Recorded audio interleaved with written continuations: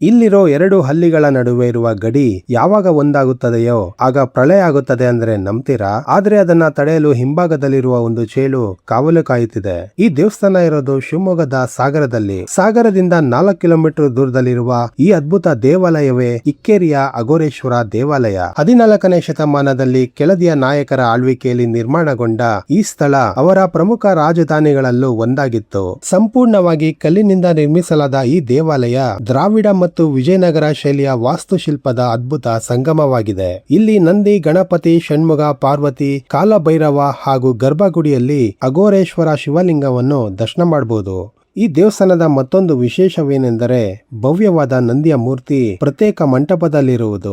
ಮೂಲತಃ ಇಲ್ಲಿ 32 ಕೈಗಳ ಶಿವನ ಭವ್ಯ ಮೂರ್ತಿ ಇತ್ತು ಎನ್ನಲಾಗುತ್ತದೆ. ಆದರೆ ಮೊಘಲರ ದಾಳಿಯ ವೇಳೆ ಅದು ಧ್ವಂಸಗೊಂಡು ಇಂದು ಅದರ ಪಾದಗಳು ಮಾತ್ರ ದೇವಾಲಯದ ಆವರಣದಲ್ಲಿ ಸಂರಕ್ಷಿಸಲ್ಪಟ್ಟಿದೆ. ಕೆಳದಿಯ ಅರಸರ ವೈಭವವನ್ನು ಸಾರುವ ಈ ಐತಿಹಾಸಿಕ ದೇವಾಲಯ ಶಿವಮೊಗ್ಗಕ್ಕೆ ಬಂದರೆ ತಪ್ಪದೆ ಭೇಟಿ ನೀಡಬೇಕಾದ ಒಂದು ಅದ್ಭುತ ತಾಣವಾಗಿದೆ. ಇದೇ ತರ ಟ್ರಾವೆಲ್ ಮತ್ತು ದೇವಸ್ಥಾನದ ಕಂಟೆಂಟ್ಗೆ ನಮ್ಮ ಪೇಜ್ ನ ಫಾಲೋ ಮಾಡಿ.